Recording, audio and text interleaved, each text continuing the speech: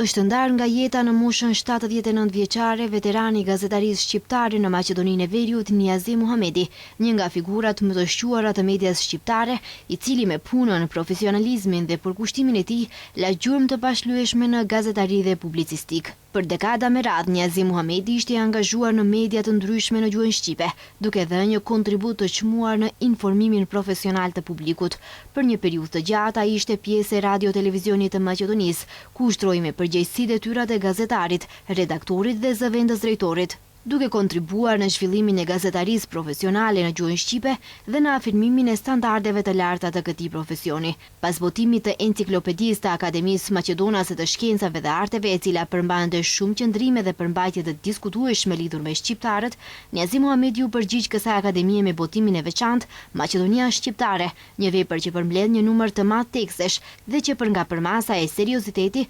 konsiderohet një punë kolosale e denjë për të realizuar nga institucione të tëra. Niazi Muhamedi i qëndroi besnik deri në fund profesionit dhe angazhimit të tij intelektual. Ai ishte një njeri i palodhur, i parehatshëm përballë padrejtësive dhe i papajtueshëm me realitetin kur ai binte ndesh me të vërtetën, duke synuar vazhdimisht vlera më të larta si në gazetari, ashtu edhe në jetën shoqërore e në krijimtarinë publicistike. Niazi Muhamedi ishte edhe publicist dhe autor i disa veprave, në të cilat trajtoi tema politike, historike dhe shoqërore që lidhen me shqiptarët në Maqedoninë e Veriut.